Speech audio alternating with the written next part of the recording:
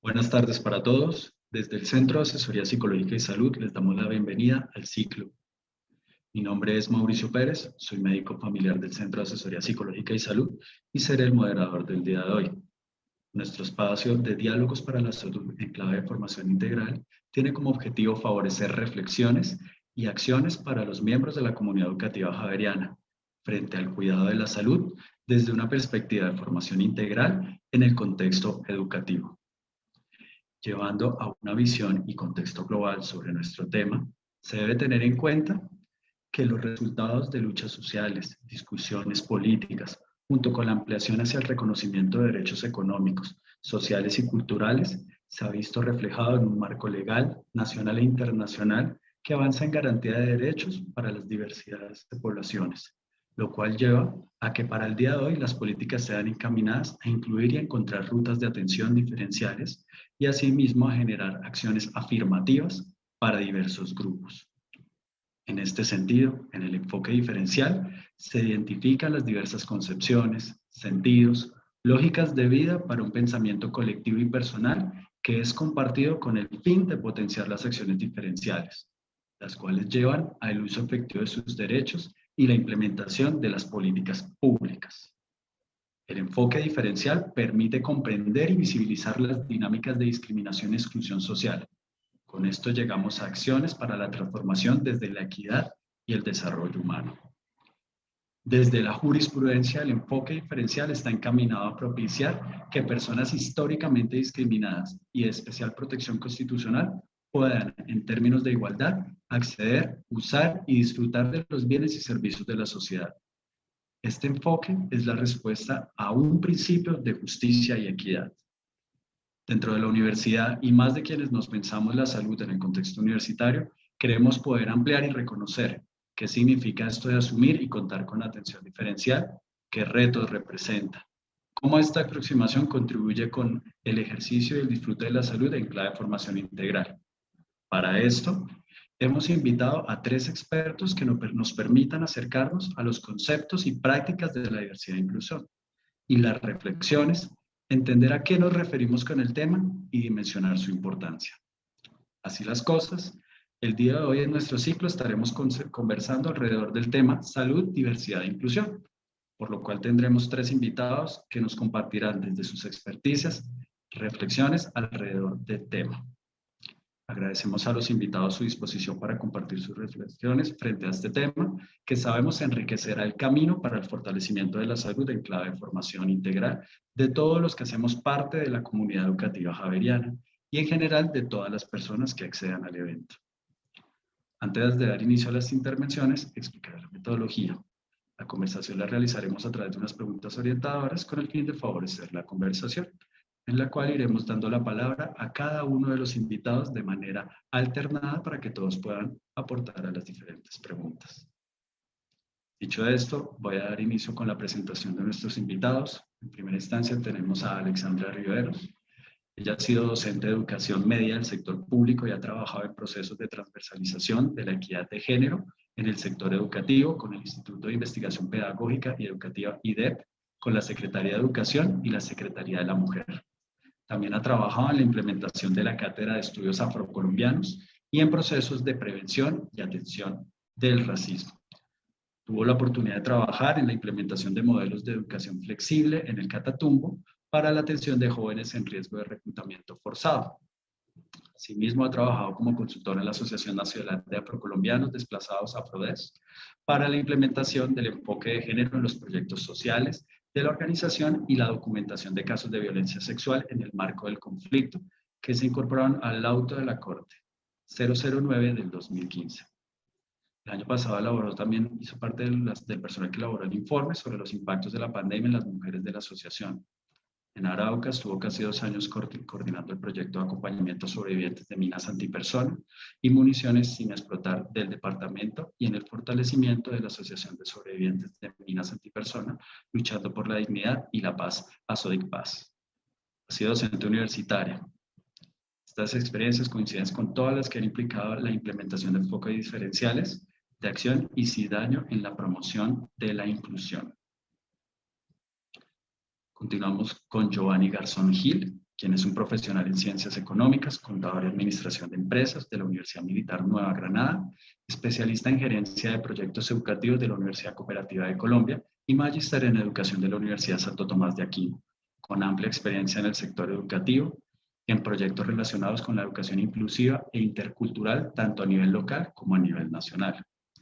Coautor de varios documentos relacionados, en donde se destaca la coautoría de los lineamientos Política de Educación Superior Inclusiva y el Índice de Inclusión para la Educación Superior, los cuales ha orientado de su cargo actual de coordinador del Grupo de Fortalecimiento Estratégico de las Instituciones de Educación Superior del Ministerio de Educación Nacional. Paralelo a ello, es maestro universitario. Nuestra tercera invitada es la doctora Diana Carolina Plazas Reina. Ella es psicóloga, magíster en Psicología Clínica y de Familia, con experiencia de intervención en las áreas de Psicología Clínica y Psicosocial, Investigación y Docencia. Ha realizado su trabajo en temas de violencia intrafamiliar, duelos, estrés postraumático, consumos problemáticos, entre otras, en el sector público y privado. Actualmente ella coordina el programa de Emociones y Relaciones del Centro de Asesoría Psicológica y Salud de la Pontificia Universidad Javeriana. De esta manera vamos a dar inicio al espacio de conversación con las preguntas. Muy bien, tenemos entonces nuestra primera pregunta y es: ¿por qué es importante pensar en la salud en clave de formación integral desde un enfoque diferencial en el contexto universitario de la Pontificia Universidad Javeriana? Doy paso a la doctora Alexandra Riveros para su intervención.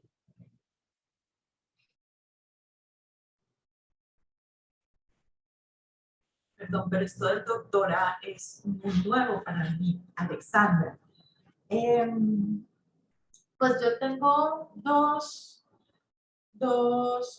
respuestas, posibles respuestas o aproximaciones que tienen que ver mucho con la reflexión que planteó Carlos Mauricio para iniciar este conversatorio.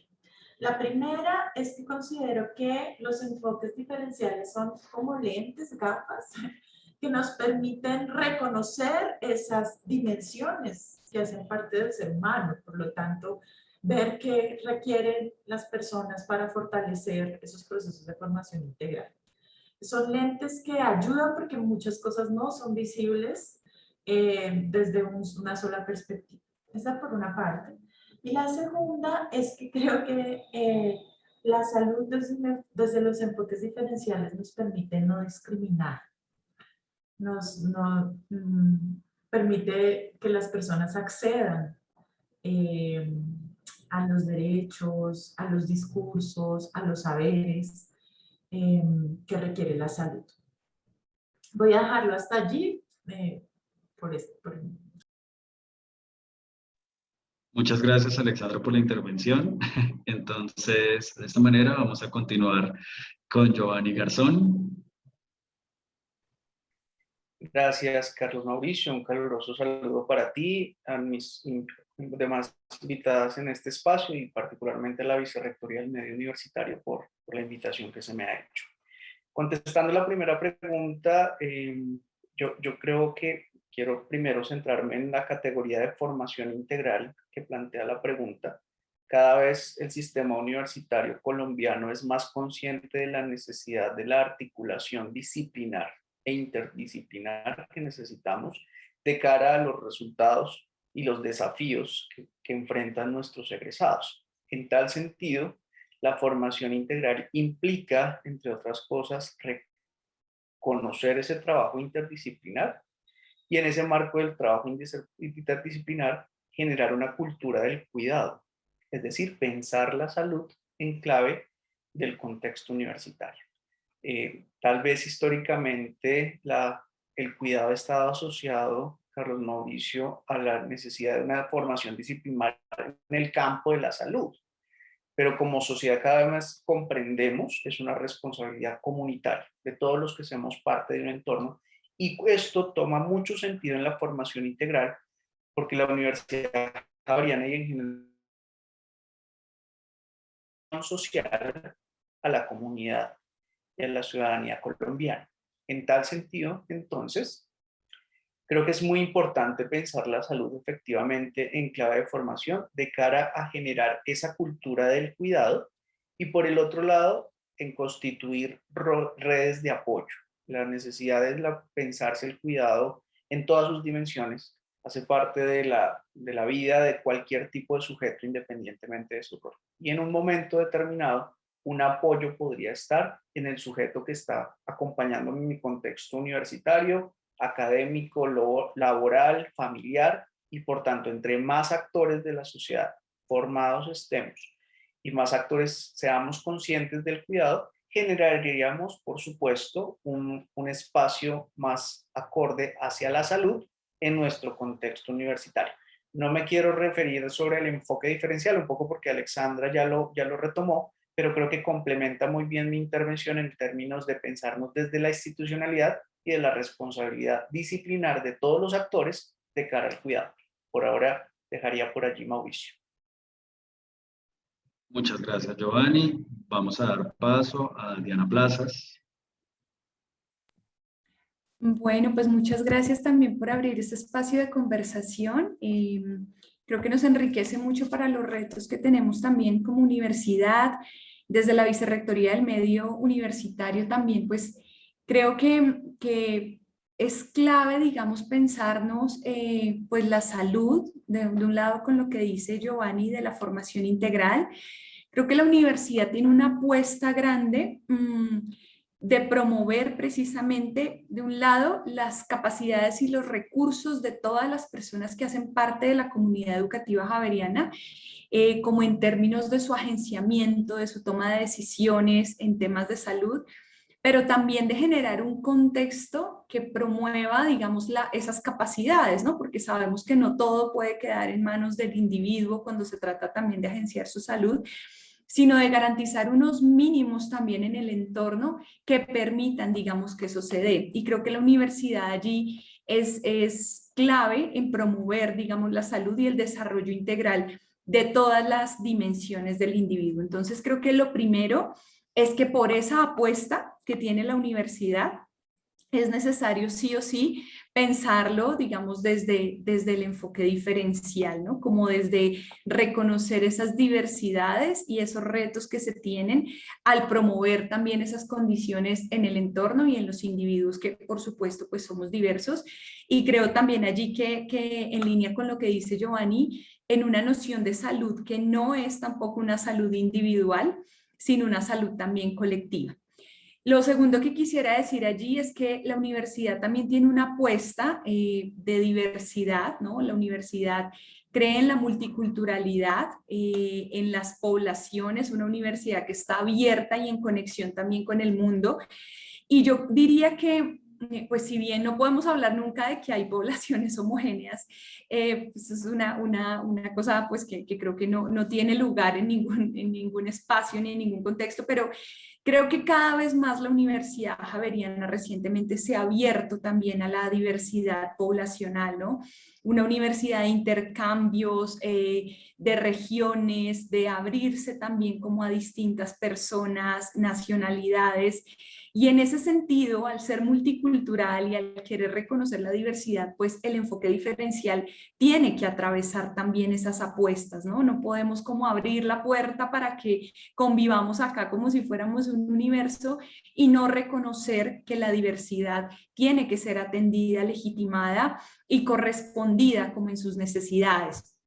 Y lo último que diría también es que la universidad no puede desconectarse del macrocontexto en el que estamos, ¿no? Tenemos unos lineamientos, por eso estamos aquí conversando también con el Ministerio de Educación, ¿no? Hay unos lineamientos nacionales, distritales, también marco de derechos humanos, que nos muestra que necesitamos para el acceso a la salud garantizar, digamos, los derechos de las diferentes colectividades, ¿no? Por eso necesitamos entender qué pasa con las víctimas del conflicto, qué pasa con las distintas necesidades del ciclo vital, qué pasa con las personas con capacidades diversas, sí, como que necesitamos también, y es una exigencia además constitucional reconocerlo, entonces creo que por esas tres razones pensaría que, bueno, sí o sí estamos llamados a hacernos esta pregunta Y más que hacernos la pregunta, a tratar de entrar en la lógica de acciones afirmativas que garanticen el enfoque diferencial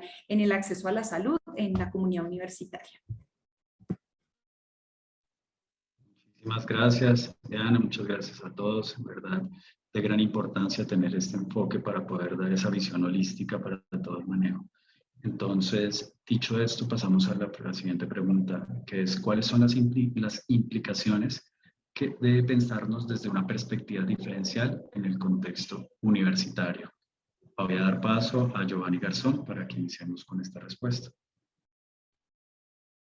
Gracias, Carlos Mauricio. Esta es una pregunta muy interesante y la quiero poner en términos legales en primera instancia antes de enfocarme en el contexto universitario. Colombia es un país que ha ido consolidando el reconocimiento de la diversidad desde un hito histórico en el año 1991. La Constitución Política Colombiana recoge en ese momento unas luchas ancestrales y de distintos grupos poblacionales que permitió que el Estado reconociera a todos como ciudadanos en el marco de la diversidad que esto implica. Sin embargo, la Constitución es muy reciente, Carlos Mauricio, y esto ha hecho que todavía en nuestras generaciones encontramos distintas barreras alrededor de reconocer esa diferencia, ese otro desde un punto de enunciación tal vez distinto al nuestro. Entonces, tenemos que seguir trabajando. Hago alusión a la Constitución Política como un elemento histórico actual, pero también muy cercano a nuestra realidad, que hace que todavía tenemos que seguir trabajando por reconocer la diversidad. Y creo que es una de las implicaciones, ahora sí contestando tu pregunta, de la cual tenemos que hacer un poco más de reflexión social y, por supuesto, en el contexto universitario. Aceptar la diferencia en las instituciones todavía nos cuesta un poco. Y esto no solo en términos de la diversidad institucional. Cuando ampliamos este enfoque a la comunidad educativa, encontramos diversidad entre nuestros maestros, entre nuestros administrativos, entre el contexto más cercano de las instalaciones de la universidad. La diversidad está presente, latente, constantemente en los sujetos, pero a veces todavía no somos tan conscientes de ello. En ese sentido, entonces, hay que seguirnos pensando en la perspectiva de reconocer la diferencia, reconocer al otro y darle un voz y una posición al otro en el marco de las dinámicas institucionales, en primera instancia. Segundo, en el marco de los procesos de reivindicación de derechos, hemos encontrado, Carlos Mauricio, que uno de los elementos más sustanciales que se dan para poder favorecer la participación efectiva es la actitud. Muchas veces la actitud es la barrera que no permite que el otro, desde un punto de enunciación distinto, desde la diferencia, pueda participar en igualdad o equidad de condiciones en un contexto. En ese sentido, otro elemento en el que creo que debemos pensarnos, que es una implicación importante, es cambiar la actitud de los sujetos, de los actores y de las funciones que cumplen de cara a ser más abiertos a la diversidad. Creo que otro elemento importante que implica pensarnos en esta perspectiva diferencial es poder poner el tema con naturalidad. Hay cosas de las que no se habla, hay cosas que se dan por hecho. Y creo que en la comunicación, en el lenguaje, también tenemos un alto nivel de oportunidad para pensarnos en esta perspectiva. Y por último, creo que nosotros, ya pensando en la lógica de comunidad, tenemos que fortalecer estrategias de permanencia, no solo para los estudiantes, también para los administrativos y para los docentes, y lo que esto implica dependiendo de la función que cumplimos en las instituciones. Y tal vez de cara a articular lo que estamos hablando de diversidad con salud, uno de los elementos importantes implicaría también pensarnos en líderes afectivos, en redes de apoyo, que lo había mencionado previamente, que nos permitan la articulación, hacer conciencia de la diferencia y volverlo algo naturalizado en un contexto determinado. Si la institución favorece en estos aspectos que he enunciado, por iniciar la conversación a esta pregunta, unos avances importantes, seguramente vamos por buen camino para la transformación en ese sentido. Gracias. Muchas gracias, Giovanni. Muy interesante esa visión. También teniendo en cuenta toda la pluriculturalidad en toda una comunidad educativa. Doy paso a Alexandra Riveros. Sí, yo también lo primero que pensé con esta pregunta es, ¿cuáles son las implicaciones para quién? Porque pues son muchas implicaciones. Un montón de camello para una gente, un montón de incomodidades para otra y un montón de oportunidades para la mayoría, yo creo, para toda la comunidad, ¿no? Creo que la primera implicación es el impacto a eso que Giovanni hablaba de la actitud social, la actitud individual. Es decir, el primer impacto es la transformación cultural, ¿no? O la cultura, o sobre la cultura, o sobre el relacionamiento. Yo creo que hay que hablar, pues es decir, el tema de que tengamos que pensarnos la diferencia y además de producir una atención diferencial, hay que decirlo, se lee y se siente a veces en primer momento como incomodidad. Pues porque yo doy mi clase así y todas las personas se me aprenden de memoria tales cosas y hacer el examen, o todas las personas van a presentarme el examen por escrito y por escrito con neferito, no en braille, por ejemplo. Entonces, pues lo primero es que me provoca un cambio, ¿sí? Y ese cambio me desacomoda. Pero también resulta que yo soy una profe en Derecho y tengo una estudiante Wayuu para la cual su noción de territorio es una cosa colectiva y nosotras estamos aquí hablando de propiedad privada, ¿cómo hacemos este diálogo intercultural? O no, o es que esa muchacha no puede aprender.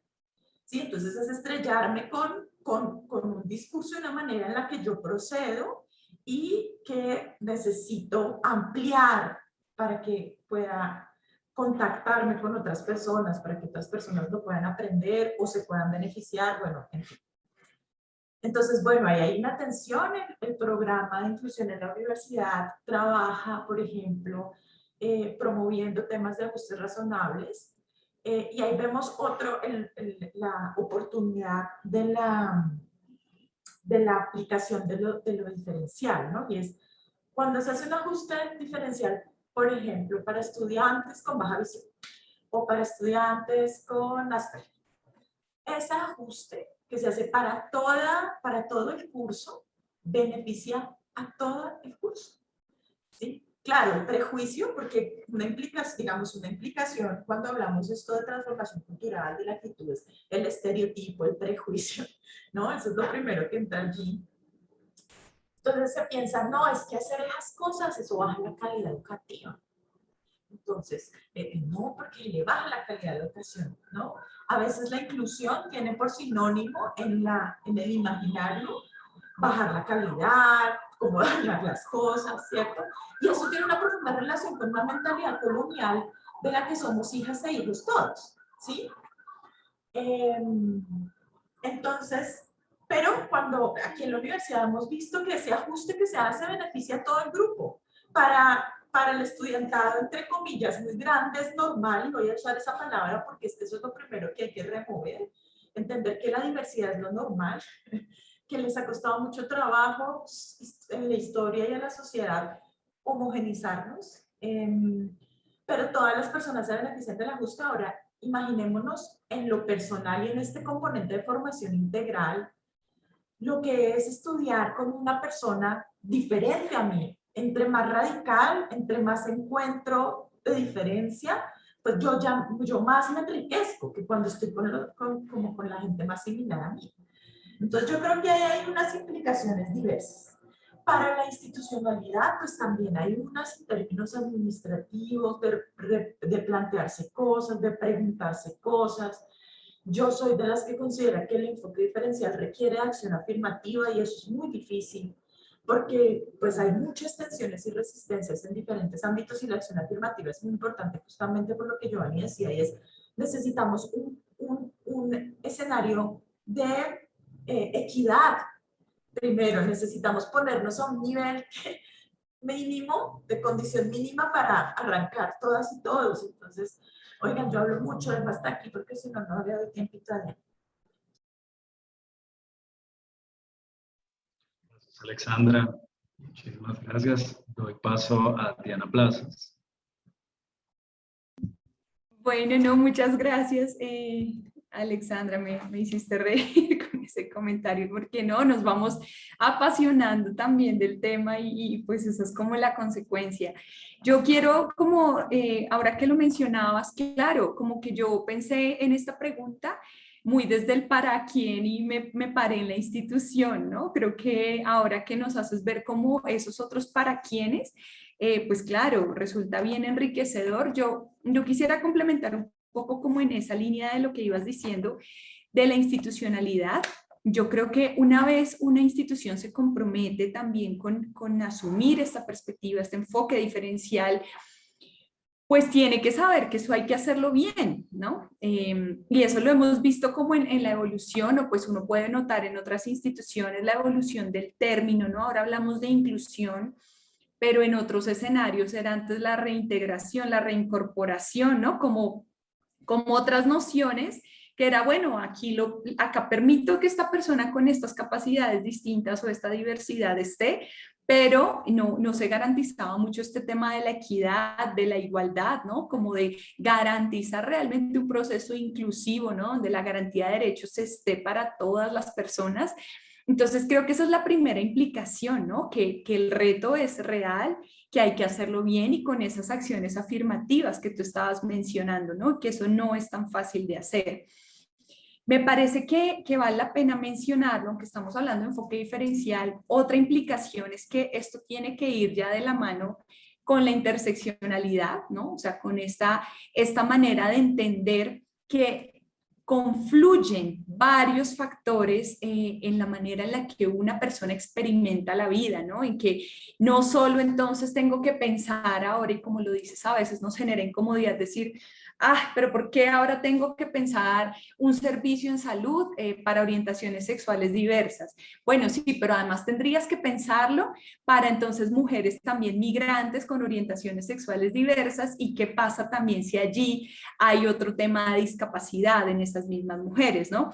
Y eso hay que contemplarlo, y creo que ya la discusión tampoco nos deja como solo fragmentar por grupos poblacionales, sino que hay que entender también que eso es mucho más complejo de lo que pensamos y que finalmente son construcciones identitarias que tenemos que reconocer. Entonces, hay que también poderlo pensar desde ahí, y pues por eso es que el reto a veces, como dices, suena como lejano, como ¿por qué me tendría yo que meter como con todas estas complejidades? Pero pues finalmente es lo complejo de lo humano, ¿no? Reconocernos en esos tejidos mixtos y complejos que nos habitan. El otro tema, y acá quiero como poner un ejemplo, y es, ok, reconocemos lo diferencial, pero el reto permanente también para toda la comunidad universitaria es desde dónde pensamos la diferencia, ¿no? Porque entonces también, bueno, cogemos un manual, que alguien me explique qué es el enfoque diferencial, y desde aquí, como lo decías al comienzo, Alexandra, me pongo las gafas, entonces ya digo, esto es una persona racializada, o esta persona entonces necesita este tipo de atención, pero resulta también que esos lentes son una manera comprensiva, pero yo necesito de todas maneras siempre retarme al comprender la diferencia, ¿no? Quiero ponerles un ejemplo que hemos tenido también en los procesos de acompañamiento que tenemos acá en la universidad, y es que ya hemos venido construyendo un proyecto de atención a la población que llamamos con mayores vulnerabilidades, ¿no? Y sabemos mucho que la vulnerabilidad casi siempre cuando leemos documentos está muy asociada como a la línea de pobreza, ¿no? Es como que la vulnerabilidad casi siempre se comprende solo desde lo socioeconómico. Y bueno, empezamos desde allí a pensarlo, y los datos y las cifras, porque pues tenemos una comunidad universitaria, voy a decir un número, 30.000 personas, pues necesitamos apoyarnos en las cifras y en los datos, en las características sociodemográficas, y empezamos a filtrar, digamos, por estrato, ¿no? Pero el estrato no es solamente lo que me arroja el número, ¿no? O sea, sabemos que la estratificación sí es una medida, pero yo necesito entrar y ahondar también en el dato para comprender mejor esa diferencia, ¿no?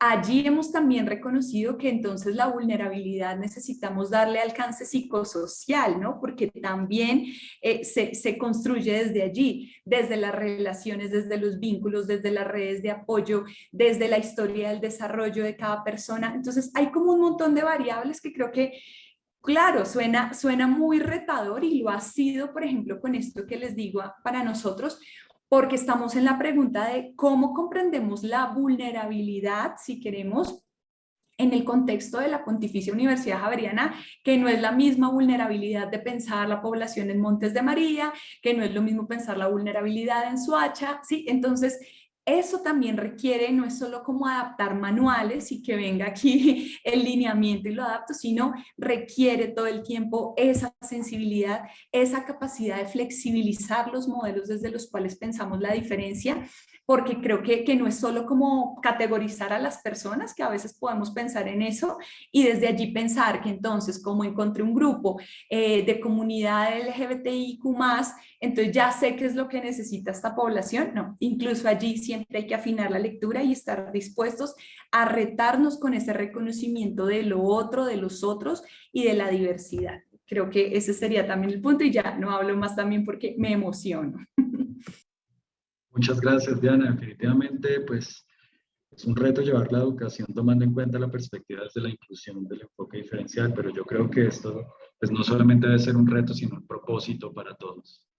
Entonces, dicho esto, pasamos a nuestro tercer punto. Nuestra tercera pregunta es, ¿cómo el reconocimiento de la diversidad e inclusión contribuyen a la salud integral en una comunidad educativa?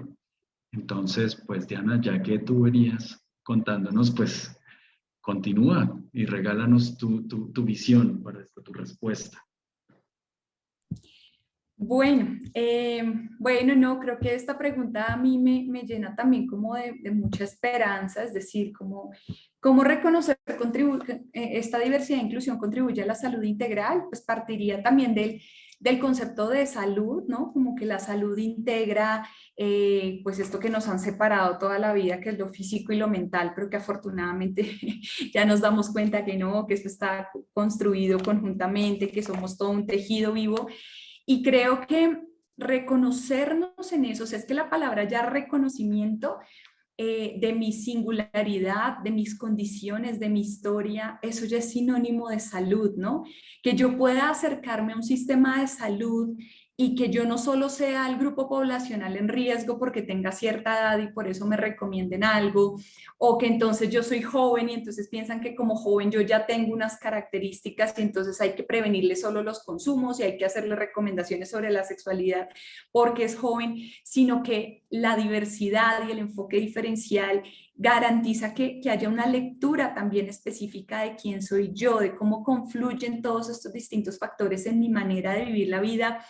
Eso garantiza salud desde la atención, ¿no? Eso garantiza la salud integral, eso garantiza que yo pueda ser singular, desarrollarme, vincular mis capacidades. Creo que la universidad tiene una apuesta muy grande con la Vicerrectoría del Medio porque tiene distintos centros también para que yo me pueda desarrollar integralmente, ¿no? No es como, no sé, bueno, en el colegio que estudiaba yo, pues podía ser porrista o solo podía hacer eso o meterme al grupo de teatro y no había más posibilidades.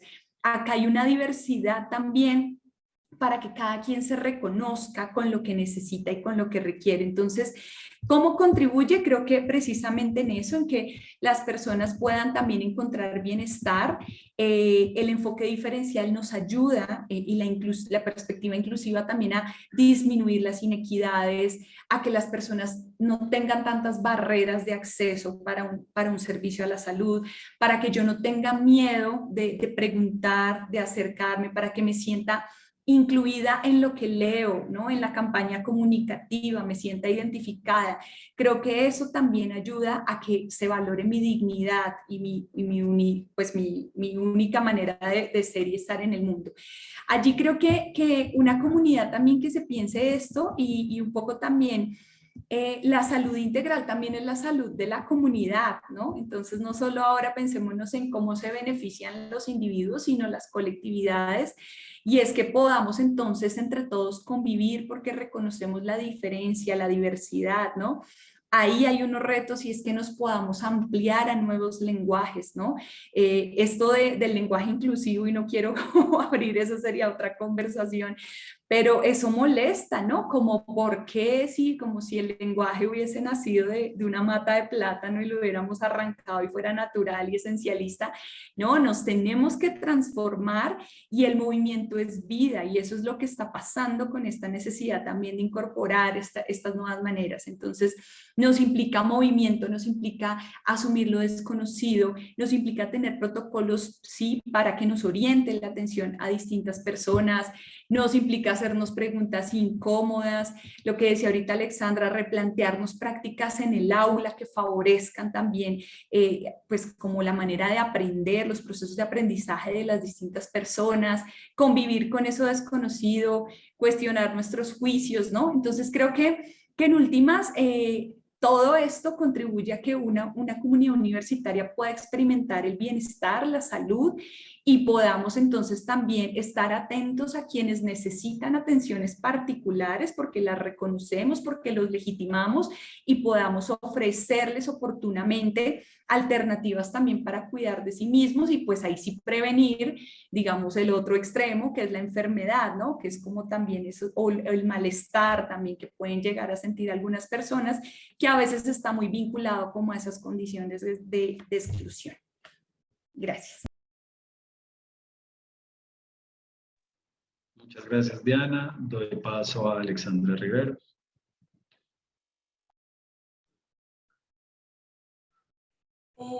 Yo creo que reconocer la diversidad incluso transformó el concepto de salud.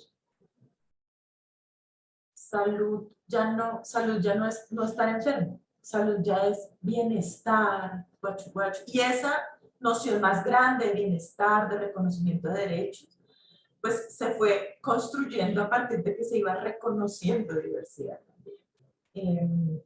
Creo que reconocer diversidad es un proceso, además no es como, ay, la reconocemos y llegamos, que permite no discriminar y por lo tanto no traumatizar gente. Perdón lo simplista, pero eso ya ayuda un montón, ¿sí?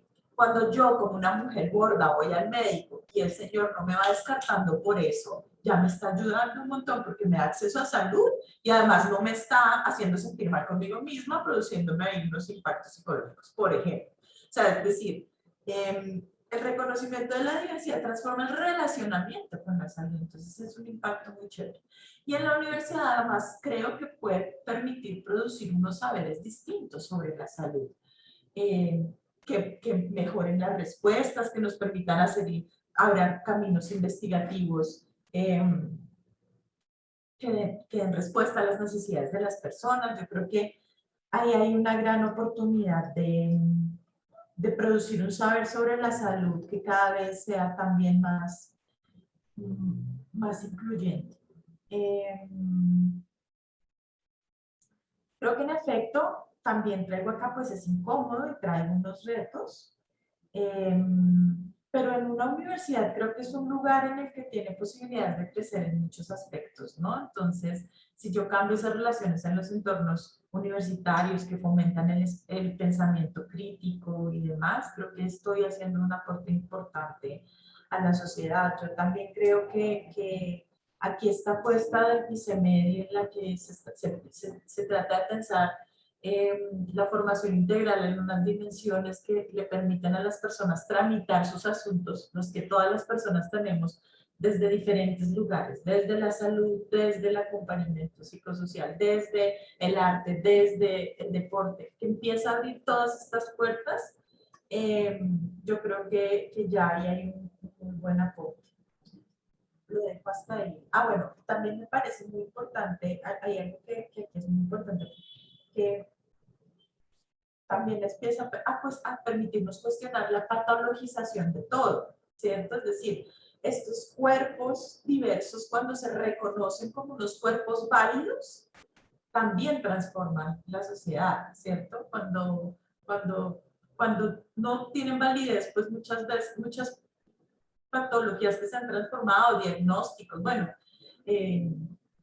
recordemos que, por ejemplo, la homosexualidad estuvo en el manual como una enfermedad, como una desviación, como una ¿no? Entonces empezar a reconocer esos cuerpos empieza a darles lugar, nos empieza también a permitir otros relacionamientos. Hasta ahí. Muchas gracias, Alexandra. Continuamos con Giovanni. Gracias, Carlos Mauricio. Yo me quiero referir en primera instancia a lo que la pregunta denomina o designa como comunidad educativa. Creo que esta denominación nos pone ya per se un desafío, en el sentido que no es lo mismo pensarse un contexto académico de la primera infancia, de la básica y la media, y de la educación superior. Creo que nos daría un espacio de conversación como este para desarrollar cada uno. Particularmente cuando hacemos alusión a las instituciones de educación superior, el reconocimiento de la diversidad y la inclusión no es un discurso que en la práctica, la prestación del servicio de la educación superior sea muy antiguo. Todo lo contrario, estamos hasta ahora incorporando estos discursos en la administración y gestión propia de las instituciones de educación superior. Nosotros tenemos en Colombia, de manera general, instituciones existentes hace 200, 300 años y les ha costado bastante, Carlos Mauricio, pensar la diferencia en la prestación del servicio. ¿Por qué? Porque estamos acostumbrados a una metodología de enseñanza muy tradicional, porque las cosas se hacen así porque sí, porque esto siempre nos ha funcionado. Pero los últimos desarrollos de la humanidad nos ha puesto en un contexto bastante complejo. Hay una brecha generacional importante entre nuestros maestros administrativos y nuestros estudiantes. Hay un desarrollo en términos de la formación, de las tecnologías de la información y las comunicaciones que nos ha puesto en otras dinámicas de relación mundial y local que no estábamos acostumbrados. Hay unos desafíos pedagógicos en términos de las nuevos conocimientos que todo el tiempo se desarrollan, que ponen en choque nuestros programas curriculares y la última intención de sacar egresados acordes a las necesidades laborales y el contexto social en los que nos encontramos. Entonces, en ese sentido, pues existe una tensión natural en una institución de educación superior, para no hablar de comunidad educativa. En una institución de educación superior es natural que exista una tensión cuando la diferencia, la diversidad, empieza a buscar un lugar de enunciación en su contexto. Entonces, ¿cómo favorecer entonces que esa tensión se pueda regular, se pueda controlar y, como decía la pregunta, Carlos Mauricio, la salud integral de la comunidad esté mejor? Pues lo que hay que hacer es reconocer, como hablábamos en las preguntas anteriores, la diferencia como una categoría inherente del ser humano, que no la podemos cambiar. Si las instituciones empiezan a hacer transformaciones en términos de su cultura organizacional alrededor de la prestación del servicio público que prestan, tenemos una posibilidad de generar un entorno más amigable para todos, lo cual no es fácil. Pedirle a un maestro que cambie sus enfoques tradicionales de enseñanza-aprendizaje nos cuesta. Pensar que en la administración se tomen decisiones de otras formas, políticas más abiertas, nos cuesta. Pensar que el aula de clase y el dinamismo entre los estudiantes se dé de distintas formas hoy en la realidad que vivimos, nos cuesta. Pero tenemos que seguir trabajando. Creo que la salud integral de la comunidad se favorece si efectivamente hacemos conciencia de la diversidad como un elemento característico del ser humano, inherente al ser humano, pero que efectivamente ha estado llegando paulatinamente a nuestros contextos, y entre más seamos amplios en esa posibilidad de prestar el servicio público desde distintas perspectivas, será mucho mejor para todos. Ahora bien, esto implica unas decisiones estructurales. Tenemos que pensarnos otras formas de enseñar, otras formas de investigar, otras formas de llegar a la extensión, a prestar servicios. Y esto implica una transformación estructural de las políticas institucionales.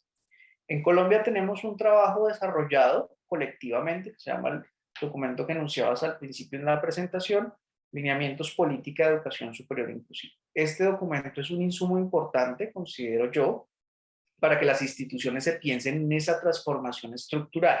No es la última palabra, pero sí por lo menos plantea acciones afirmativas en términos de equidad, en términos de perspectiva intercultural, en términos de poder reconocer la diversidad como una característica inherente no de los estudiantes, sino todos los actores que hacen parte de las instituciones. Esta política tiene, y lo traigo a colación en términos de esa apuesta de salud integral, 5 grandes desafíos. El primero de ellos tiene que ver con los procesos académicos y cómo desde allí podemos reconocer el rol del maestro, del estudiante y las dinámicas de relación que hoy tenemos, que hacen que las instituciones se tienen que pensar y transformar de acuerdo a la realidad de nuestro siglo XXI y de lo que vendrá, porque seguramente las transformaciones continuarán. Entonces, allí hay una acción afirmativa importante que nos permita permear los procesos académicos desde una lógica de enunciación que reconozca la diversidad.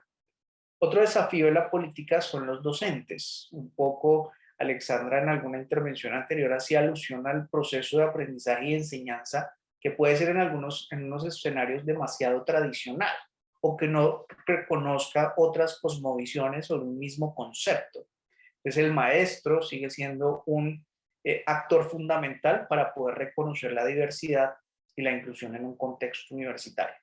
Formarlos, orientarlos, no solo en términos del discurso y la perspectiva de la diversidad, sino también en términos prácticos de cómo modificar sus metodologías y didácticas, son una estrategia importante para poder reconocer y favorecer que efectivamente el entorno no sea tensionante para el maestro y para los estudiantes, sino a todo lo contrario, desde la diversidad, construir escenarios enriquecidos para el aprendizaje y la enseñanza. Un tercer desafío relacionado con la investigación, la innovación y la creación artística y cultural. Las transformaciones sociales, lo decía muy bien Diana y Alexandra en sus intervenciones, nos cuestan, nos generan tensiones, a veces hasta generamos nuevas perspectivas que no necesariamente cumplen con lo que esperaríamos, como es el lenguaje inclusivo, decía Diana hace un momento. Creo que la investigación, la innovación y la creación artística tiene que ser una base fundamental en una institución de educación superior para generar este entorno adecuado o entorno en términos de una salud adecuada para la comunidad educativa. Si nos aprovechamos estas perspectivas de la diversidad para alimentar la investigación, los productos investigativos, la extensión de una institución de educación superior, generaremos insumos que contribuyen a la sociedad, pero también a la transformación misma de la institucionalidad. Un cuarto desafío tiene que ver con los procesos administrativos y financieros. La diversidad muchas veces se asocia en términos administrativos y de gestión con un costo adicional. Y esto no es cierto. Hay transformaciones de forma, de procedimiento, que favorecen que el otro no encuentre barreras y no le cuesta nada a la institución. ¿Dónde hay que hacer la transformación? En las políticas, en los procedimientos, en las actitudes que hablábamos previamente. Entonces, en este desafío, hacer conciencia en los mandos medios y superiores de la necesidad de estar actualizando nuestras normativas, nuestros estatutos, nuestros reglamentos, en perspectiva de comprender cada vez más la diversidad, redundará seguramente en un espacio de salud más adecuado para todos. Y un último desafío que recoge un poco los anteriores tiene que ver con las políticas institucionales. Y estas pues se materializan en el día a día cuando logramos cerrar esas brechas entre unos y otros porque la normativa no lo permite. En una institución de educación superior esto toma mucha relevancia hoy porque además, Carlos Mauricio, hoy tenemos en esta perspectiva de diversidad un elemento adicional que no había enunciado antes, y es que hoy en la política colombiana se reconoce la diversidad institucional en educación superior, que fue un esfuerzo y un trabajo colaborativo de todo el sector, que hoy en términos de los procesos formales de registro calificado, renovaciones de registro, procesos de acreditación de programas, acreditación institucional y acreditación multicampus, una categoría que se quedó enunciada en la nueva normativa que se ha emitido es la diversidad institucional. Entonces, pensar la diversidad no solo desde el orden humano, sino en el orden institucional, hace que, por ejemplo, la Universidad Javeriana, ya poniéndolo en concreto, pueda pensarse cuál es su diversidad, cuál es su identidad, y desde allí cómo se transforman las políticas de cara a consolidar un espacio de salud adecuado para todos. Entonces creo que allí tenemos elementos importantes. Es un trabajo de comunidad, indiscutiblemente, pero que si podemos ir abordando las políticas, las acciones y las actitudes de los actores que hacen parte de nuestro espacio universitario, seguramente esto redundará en una mejor salud para todos. Gracias. Muchas gracias, Giovanni, Alexandra, Diana. Definitivamente la diversidad e inclusión no puede tener barreras. Yo creo que es una invitación a no encasillar y a transformar y a continuar construyendo, mejor dicho, ilimitadamente. Bueno, entonces continuamos con nuestra cuarta pregunta, que pues, se compone de otras también. Es cómo reconocer a estas poblaciones en el contexto universitario, cómo hacer más accesible el acceso a los servicios, cómo limitar las barreras de acceso. Para esta respuesta vamos a iniciar con Alexandra.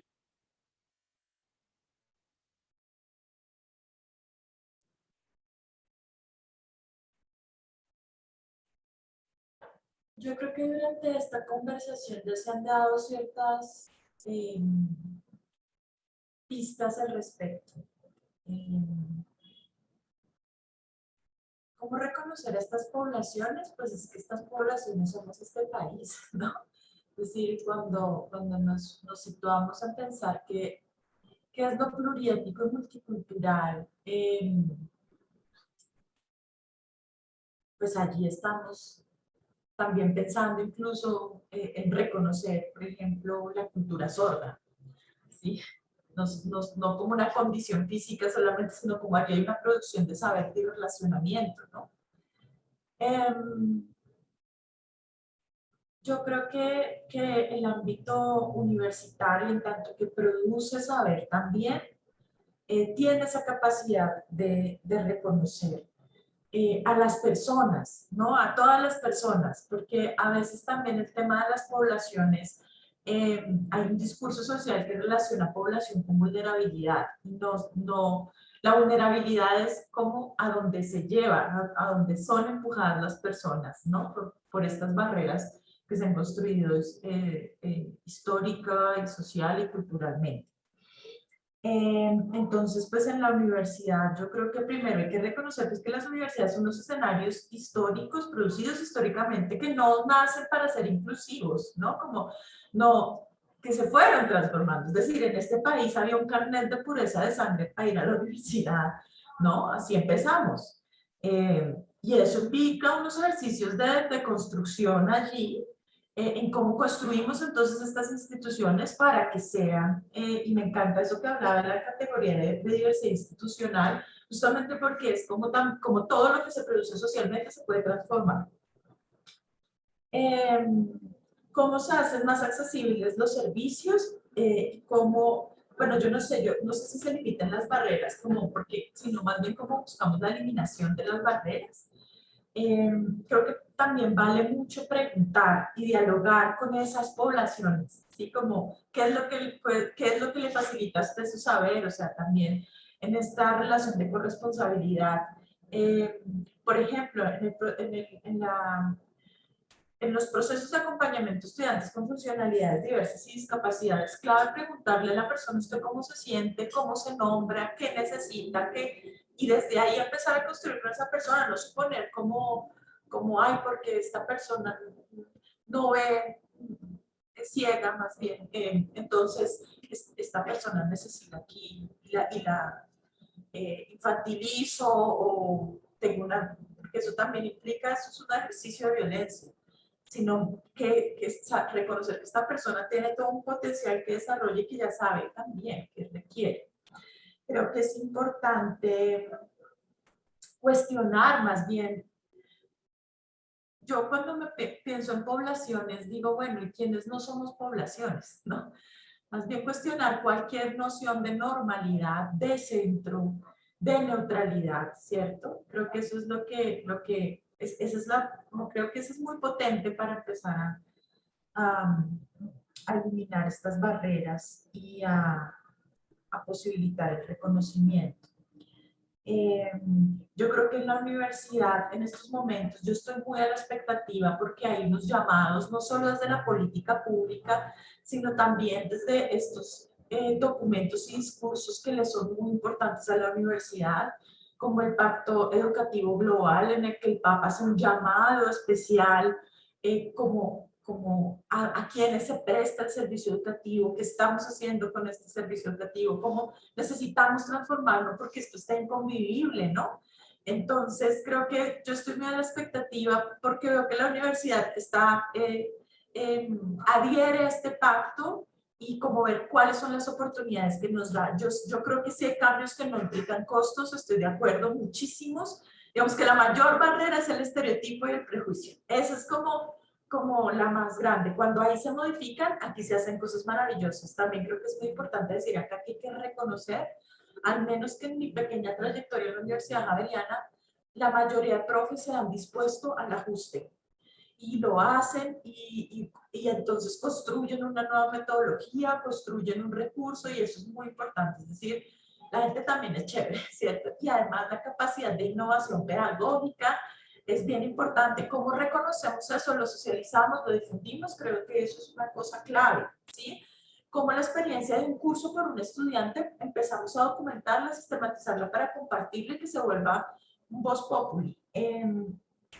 Aquí la gente también, la universidad también ha producido cosas en el ámbito cultural para la expresión, en el Centro de Acción Cultural, por ejemplo. Tienen allí como, y unas inquietudes y unas experiencias de trabajo con diversidad funcional, por ejemplo, que creo que son muy, muy interesantes de reconocer, de evaluar, de potenciar. Porque también creo que hay que partir de lo que ya, de lo ganado, ¿no? No solamente de lo que nos hace falta por recurrir, sino de lo ganado. Esas serán como las apreciaciones que podría dar ahorita. Alexandra, muchísimas gracias. Doy paso a Diana Plazas. Bueno, pues ahora un poco como, ya que Alexandra nos ha dado también como este contexto, yo quisiera como referirme también específicamente a cómo reconocer estas poblaciones ya desde el campo en el que estoy, digamos, de tiempo completo, que es el de la salud, desde también mi rol que tengo pues en el Centro de Asesoría Psicológica y Salud, y creo que lo primero es que para poder reconocer a las poblaciones, estoy de acuerdo también que todos somos poblaciones. De hecho, hace unos días teníamos una discusión de si poníamos o no un texto que decía grupos históricamente vulnerados, y entonces era como no, porque entonces eso deja por fuera, y yo como, bueno, que yo sea blanca, mujer con ciertos privilegios, pues igual la categoría mujer ya es problemática, ¿no? O sea, ya estoy incluida también en unas historias. Blanca no es tampoco. Tampoco tan blanca. Entonces, claro, como que tenemos esa noción de que enfoque diferencial es como una población vulnerable, como lo decía Alexandra, y yo creo que ahí hay una labor de podernos reconocer allí, que todos estamos y todas estamos incluidas en eso. Entonces, para eso la comprensión de salud también debe ser amplia, o sea, la comprensión de salud debe ser desde los saberes, desde la interdisciplinariedad, ¿no? Quiero poner ahí como un par de ejemplos que nos muestra también, estos son particulares un poco del aterrizaje del enfoque diferencial en la salud. Uno es este ejemplo reconocido que no sé si conozcan y es también como todo el estudio que se ha hecho del infarto, ¿no? Como en mujeres, bueno, y en hombres, digamos que hay una mayor prevalencia, y bueno, y nuestro médico familiar moderador por ahorita también, si ve que algo estoy diciendo, ahí raro que me contradiga, pero digamos que hay una alta tasa de infarto en hombres, ¿sí? Pero la mayor tasa de letalidad descubrieron que se daba en mujeres, ¿no? Y esto, pues entre muchas explicaciones, ha tenido que ver también con que los estudios que se hicieron para comprender todo el tema del infarto siempre se hacían en hombres, ¿no? Pues de hecho nuestra modernidad y nuestra tradición moderna siempre ha tenido como categoría central el hombre, y no me refiero como al absoluto, sino al hombre también varón, heterosexual, masculino, y eso tuvo unas implicaciones en el reconocimiento de esta enfermedad y en la sintomatología en mujeres, que era distinta, ¿no? Como que hubiese podido prevenirse la prevalencia de ciertos, pues, síndromes o este tema de infarto en mujeres si también en los estudios experimentales, en todo el proceso investigativo, se hubiese tenido también, pues como medida también universal a las mujeres y a mujeres de distintas edades, razas y demás, y culturas, porque esa es una cosa problemática. Eso, por ejemplo, como una implicación de cómo reconocer las necesidades también de las poblaciones que tenemos. Otro ejemplo que quiero dar en el tema de la salud mental es que también hemos visto las prevalencias de los diagnósticos, ¿no? Como que, por ejemplo, entonces vemos que las mujeres tienen mayor tendencia a la depresión, a la ansiedad, y eso no necesariamente está atravesado solo por la categoría biológica, ¿no? Porque entonces las mujeres tenemos más o menos serotonina, dopamina, sino que eso está relacionado también con una comprensión amplia de salud, donde tenemos que considerar los roles de género, en qué se ocupan las mujeres, esas mujeres que tienen depresión, cómo están en relación en sus cargas de cuidado, en sus proyectos personales, es decir, eso tiene unas implicaciones también en la salud mental, y tampoco es gratuito, por ejemplo, que el mayor índice de suicidio se den hombres, ¿no? Y eso no es solo porque biológicamente los hombres tengan X o Y sustancia desbalanceada. La salud no solo está en el cuerpo y en la sustancia, sino está también en las prácticas socioculturales, ¿no? El machismo, por ejemplo, y la manera en la que los hombres tienen que demostrar, bueno, ojalá cada vez menos, una masculinidad tradicional, fuerte, dominante, ¿no? De no expresar emociones, pues eso tiene que ver, y quizás la pregunta pase por ahí también ¿será que esto tiene que ver también con los suicidios en hombres más que en mujeres, ¿no?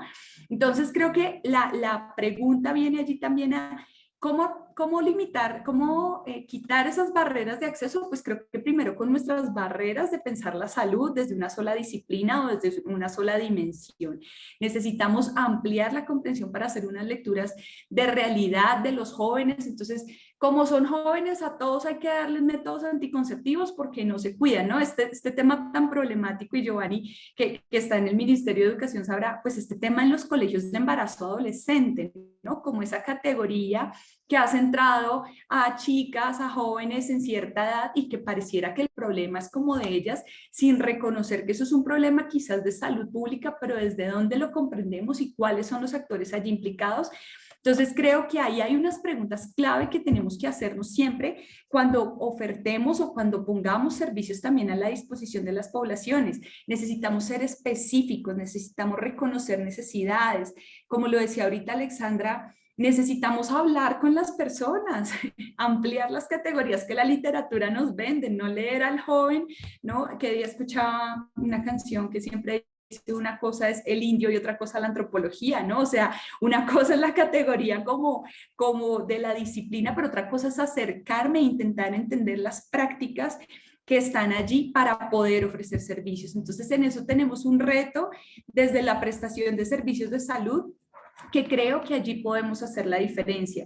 Si yo encuentro un servicio de salud sexual y reproductiva amigable también con mi construcción identitaria, con cómo me posiciono en el mundo, si entiendo también las corporalidades diversas, si entiendo también las distintas necesidades de ciclo vital atravesadas por la cultura, sus prácticas y sus saberes, creo que es mucho más probable que lleguemos a las poblaciones, porque la prevención universal es un efecto de pensar que todos somos iguales, ¿no? Entonces, todos los jóvenes consumen sustancias psicoactivas, bote servicios de prevención allá para todos, pero la prevención universal a veces cae en el tema de que colectivamente no a todos eso nos cala, ¿no? Y entonces lo que pareciera costoso, porque a veces parece costoso hacer cosas específicas, pues a veces es más costoso lanzar un montón de ofertas que no llegan a nadie, ¿no? Porque nadie se siente reconocido, porque están tratando de poner un hombre blanco universal allí que, bueno, que no se reconoce como en esas diferencias. Entonces creo que particularmente ya para cerrar mi intervención, desde el Centro de Asesoría Psicológica y Salud también estamos en esa labor de pensarnos cómo llegar cada vez más a reconocer lo diferencial, cómo ofertar servicios de salud que disminuyan esas barreras de acceso, y saber que no somos la única ruta de salud, es decir, no somos los que tenemos que tener todas las respuestas, sino el enfoque diferencial también se trata de articularnos con rutas integrales de atención en salud y saber que hay atenciones oportunas, pertinentes en toda la ruta también interna y externa a la universidad. Esto también es una labor de cooperación intersectorial e intrasectorial, donde podamos entonces también unirnos y los saberes y los lugares más indicados para lo que las personas pues realmente necesitan. Entonces, bueno, con eso cerraría mi intervención. Gracias. Anita, muchísimas gracias. Entonces, ya para concluir, continuamos con Giovanni. Gracias, Carlos Mauricio. Yo me uno, por supuesto, a la intervención de Alexandra y Diana en el sentido de que tal vez la pregunta no debería estar centrada en reconocer poblaciones, sino reconocernos como sujetos partícipes del contexto universitario.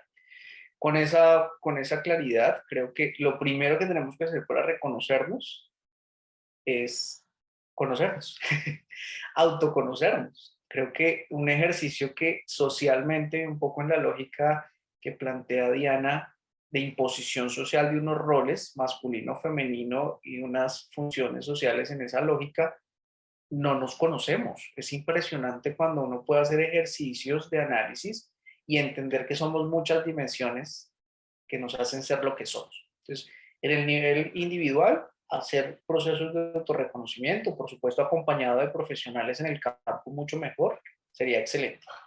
Ahora, en el nivel institucional, planteaba yo hace un momento que hoy estamos logrando en la normativa reconocer la diversidad institucional como una característica también inherente de nuestro sistema. Entonces, tenemos que seguir fortaleciendo los procesos de caracterización. Si no nos conocemos, si no nos reconocemos en la universidad, en el espacio académico, pues no vamos a saber cómo difundir, cómo hacer accesibles los servicios, cómo consolidarlos, cómo innovarlos, porque no nos reconocemos. Pues esto toma mucha relevancia, Carlos Mauricio, porque nosotros tenemos una dinámica de prestación del servicio que cada 5 años, cada 5, 6, 4 en algunos casos, cambia nuestra población estudiantil. Pues hay un movimiento constante que hace que la institución que tenemos hoy no es la misma de hace 4 o 5 años. Y las necesidades, las características de los sujetos actuales pueden ser muy distintos a los que yo tenía cuando pensé en una estrategia o en un servicio. Entonces, caracterizar sigue siendo un elemento importante que las instituciones hacen, pero hacer cada vez caracterizaciones más completas nos permiten efectivamente reconocernos como sujetos en un contexto específico, en este caso, por ejemplo, en la Universidad Javeriana. Ahora, ¿qué hay que hacer después de reconocernos? Que todos, lo hablábamos en una de las preguntas iniciales, tengamos voz en igualdad de condiciones. Si yo reconozco al otro, pero no le doy la posición al otro para que aporte, para que contribuya, para que ponga en tensión, no estamos realmente haciendo mucho. Entonces, la voz, la participación efectiva de todos los sujetos se vuelve relevante cuando nosotros queremos efectivamente lograr ese reconocimiento de nuestro entorno. Si eso lo logramos, creo que allí entonces redundan acciones en varios niveles, en términos de bienestar en general, no hablo del área de bienestar, sino bienestar de la comunidad, en términos de salud, que comparto perfectamente la intervención de Diana en términos de los retos y desafíos que hay que seguir implementando en esa lógica de salud, pero también creo que podemos particularmente con los estudiantes fortalecer o hacer más accesibles los programas de bienestar y particularmente de orientación socioocupacional. Muchos de nuestros estudiantes nos desertan antes del tercer semestre por razones económicas, familiares, pero algunos otros porque no encuentran su lugar de enunciación dentro de nuestras aulas de clase. Entonces, acompañar más de cerca a los maestros y a los estudiantes puede ser un elemento importantísimo para favorecer que efectivamente tengamos servicios cada vez más accesibles. Cuando un sujeto encuentra un entorno amigable, una mano amiga, un apoyo, es más fácil que pueda presentar en ese escenario sus incomodidades, sus frustraciones, sus necesidades. Sea docente, estudiante, administrativo, no importa, pero que sea un entorno amigable, un poco en lógica de salud mental, como hablábamos previamente, Diana lo planteaba, podamos efectivamente tener un entorno que no genere una barrera comunicativa elimina un poco esas barreras del acceso si lo logramos. Otro elemento que quiero enunciar rápidamente, lo mencionaba Diana, en dos sentidos, pero que quiero retomar. Una es en términos de género. Dicen por ahí, me acordaba escuchando a Diana, que los hombres no lloran, pero sí se suicidan. Y nos contaba Diana un poco en términos estadísticos esto qué implica.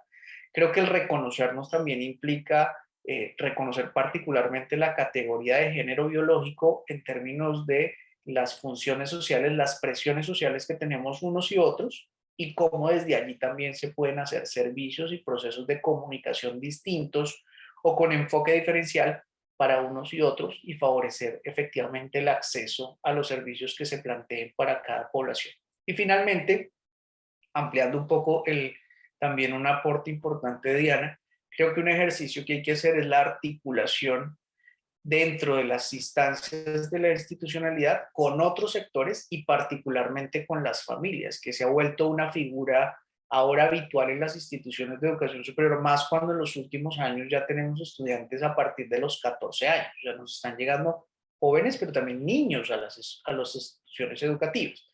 Entonces esto implica entonces unos nuevos diálogos que favorezcan que con terceros, como la familia u otros sectores, podamos efectivamente hacer esas rutas de articulación. No podemos solucionarlo todo, no es nuestra competencia es el servicio educativo, pero clarificar esos puntos de articulación, esas rutas de encuentro con otros sectores y otros actores, favorecerá efectivamente limitar un poco las barreras del acceso y favorecer una oferta de servicios que sean oportunos para todos los actores que lo necesiten. Creo que eso serían los elementos que recojo en parte, por supuesto, y dándole los créditos a Alexander y a Diana por sus intervenciones anteriores y unos elementos adicionales que quería compartir. Muchas gracias.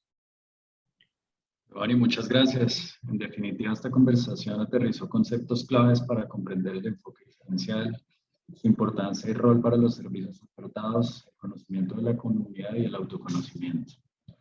Entonces, muy bien, pues agradecemos a los invitados por estas reflexiones que nos ofrecieron el día de hoy en este encuentro.